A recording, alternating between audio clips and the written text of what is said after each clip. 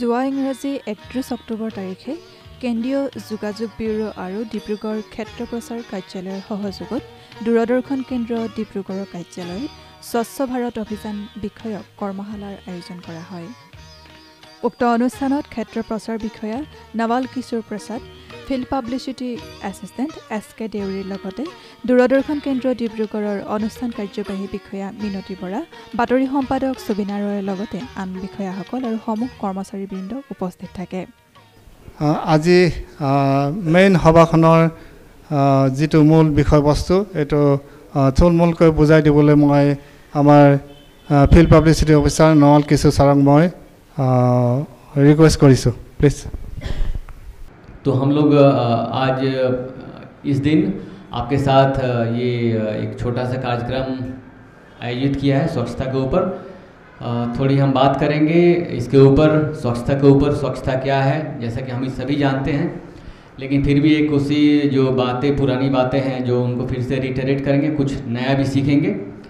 तो आज जैसा कि हम देख रहे हैं कि जो प्रोग्राम है वो स्वच्छता के ऊपर है और ये भारत सरकार की ओर से स्वच्छता 5.0, इसमें जैसा कि बाहर हम लोग साफ़ सफाई पर ध्यान देते ही हैं, जो सफाई का जो अभियान है बाहर भी होता है, लेकिन साथ साथ ये जो कार्यक्रम है वह एक तरह से ऑफिस में जो है वह डिफरेंट तरीके से किया जाता है और हम लोग करते हैं, जैसे कि फ़ाइल मैनेजमेंट है, फ़ाइल डिस्पोजल है, उसके बाद ग्रीवांस डिस्पोजल है और साथ ही साथ ई वेस्ट डिस्पोजल, ई फाइल डिस्पोजल, जो भी काम की चीज़ें नहीं है वहाँ से भी हम लोग को सफाई करनी है।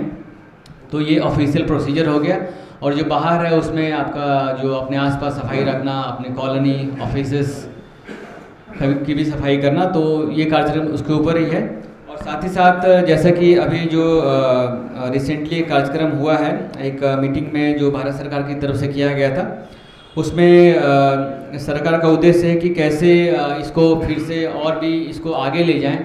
स्वच्छता का जो एक मूवमेंट जो कि 2014 में शुरू हुआ था और ये उसको स्वच्छता के साथ साथ इसको कैसे एक जो पूरा देश है उसमें कैसे उसको ट्रांसफॉर्म किया जाए और कैसे वेस्ट टू वेल्थ, जो सरकार का कार्यक्रम है वेस्ट टू वेल्थ कैसे जनरेट करें। और इसमें भी सरकार ने जो कि वेस्ट के थ्रू काफ़ी मतलब रिवेन्यू जनरेट किया है। तो यह कार्यक्रम इसी के ऊपर है और मैं ज़्यादा समय आप लोगों का नहीं लूँगा और मैं रिक्वेस्ट करूँगा मिनोटी मैडम से कि इसके ऊपर वो कुछ प्रकाश डालें। स्वच्छ भारत अभियाনৰ যিটো 5.0 আমি অলৰেডি কৰি আছোঁ। অফিচৰ ভিতৰখিনি হ'লেও মানে অলপ চাফ চিকুণতা থাকিলে আমাৰ নিজৰো মানে কিবা এটা ধৰি লওক ভাল লাগিব মনটো, সেই বুলিয়ে মই অলৰেডি মানে এই পদক্ষেপটো ল'লোঁ। সকলোৰে সহযোগিতাত যাতে কাম মানে আমাৰ স্বচ্ছতা অভিযানটো সফলভাৱে মানে ৰূপায়ণ হয় তাকে মই কামনা কৰিলোঁ। স্বচ্ছতা এইটো অকল আমি অফিচ প্ৰেমিছতে কৰিলে নহয়, স্বচ্ছতা আমাৰ জীৱনত সকলো চাইডতে লাগে। লগতে আজি যিটো প্ৰগ্ৰাম আছিল মই জনাৰ মতে গছ ৰোপণো আছিল। এক পেड़ माँ के नाम पे কিয় প্ৰগ্ৰাম আছে সেইটো প্ৰগ্ৰাম আছিল। আৰু এইটোত মই ছাজেশ্যনো দিছিলোঁ যে যিহেতু এক পেड़ माँ के नाम से যিটো গছ ৰোপণ কৰিব তাৰ প্লেচবোৰ নৰ্মেলি আমাৰ অফিচ প্ৰিমিছতে আছিল, কিন্তু মই ছাজেষ্ট কৰিছিলোঁ যে এই গছপুলিবোৰ যদি ৰুৱে তেতিয়াহ'লে ৰাস্তাৰ দাঁতিত ৰুলে বেছি ভাল হয়, য'ত অহা যোৱা কৰা মানুহবিলাকৰ কাৰণে জিৰণিৰ কাৰণে এটা সুবিধা হয়। আৰু মই ভাবোঁ মানে তেনেকুৱা ধৰণৰ তেওঁলোকৰ আউটডোৰত যদি তেনেকুৱা ধৰণৰ প্ৰগ্ৰাম হয়, এই গছপুলি ৰোপণটো তেখেতলোকে এনেকুৱা জেগাত ৰুব লাগে য'ত সেই গছপুলিবিলাকে এটা ছাঁ দিব পাৰে। আমাৰ অফিচ প্ৰেমিছত সাধাৰণতে আগৰ পৰাই গছ পুলি ৰোপণটো হৈ আছে আৰু মই নাভাবোঁ যে ইয়াত আৰু অতিৰিক্ত জেগা আছে বুলি। গতিকেলৈ আগন্তুক দিনত যদি তেনেকুৱা ধৰণৰ প্ৰগ্ৰাম লোৱা হয় তেতিয়াহ'লে মই ভাবোঁ মানে তেনেকুৱা ধৰণৰ গছ পুলি যদি আমি ৰাস্তাৰ কাষে ৰুওঁ তেতিয়াহ'লে বাটেদি যোৱা মানুহৰ কাৰণে ছায়া এটা সুবিধা হ'ব। আজিৰ দিনটো এটা খুব উল্লেখনীয় দিন।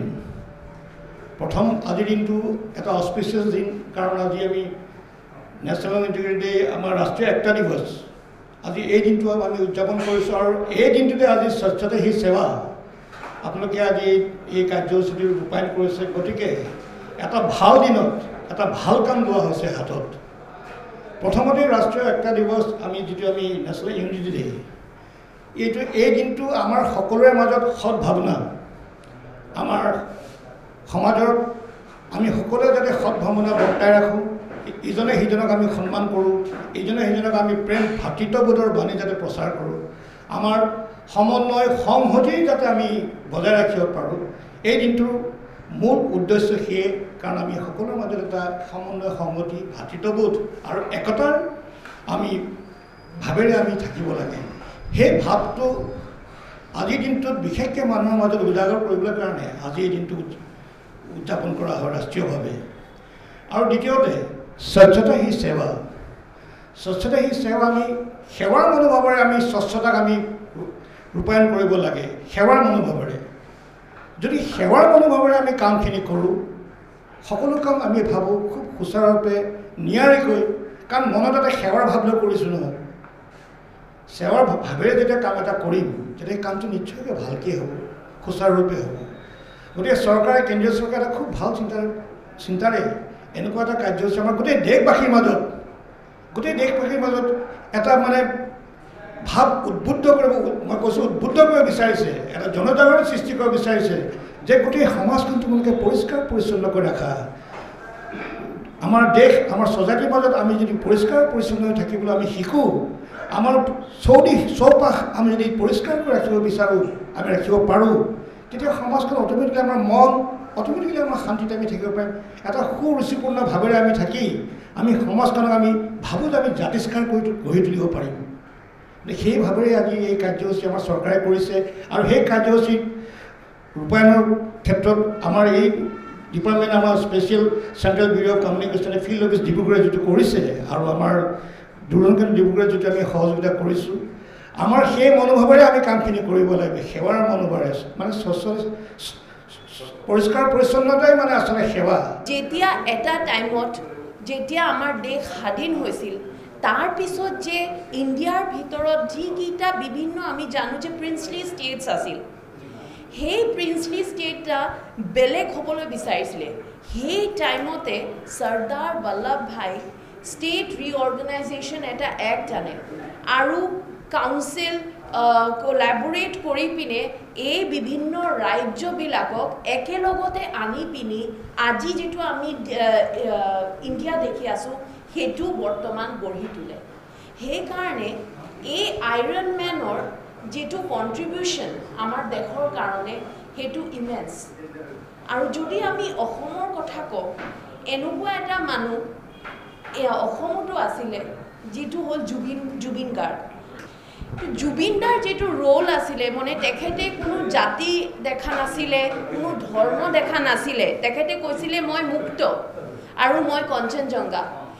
তেখেতে যিটো মানে ৰিলিজিয়ন, ধৰ্ম, কাষ্ট, কালচাৰ ওপৰত উঠি পিনে আমাৰ অসমত একাগ্ৰ কৰিবলৈ তেখেতে সক্ষম হৈছিলে। সেইকাৰণে আজি তেখেতৰ কাৰণে আমি চাইছোঁ কি বিভিন্ন ধৰ্ম জাতিৰ পৰা মানুহে আহি পিনে প্ৰাৰ্থনা কৰি আছে। সেইটো আপুনি সোণপুৰকে চাওক বা বিভিন্ন আজি থিয়েটাৰক আপুনি চাবলৈ পাব। সেইটো হ'ল আমাৰ এইটো এতিয়াও আফটাৰ জুবিন দাও আমাৰ এইটো চেষ্টা কৰিব লাগে কি অসমত আমি ইউনিটিটো, সেই ইউনিটিটো আমি এতিয়াও বজাই থ'ব পাৰোঁ।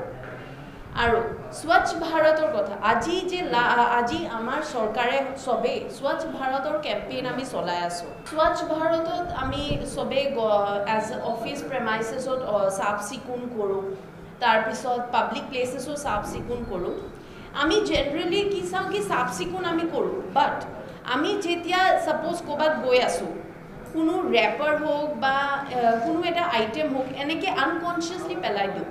সেইটো যদি আমি কনচিয়াছলিও আমি যদি স্বচ্ছতা মনত আনিব পাৰোঁ, পিয়ৰিটি অফ মাইণ্ড, কি যেনেকৈ মই ইম্পিয়ৰ থটছ নানো, তেতিয়া মই ইম্পিয়ৰ বস্তুও নেপেলাওঁ মানে, কাৰণ এইটো আমাৰ ধৰণিৰ কাৰণে বেয়া।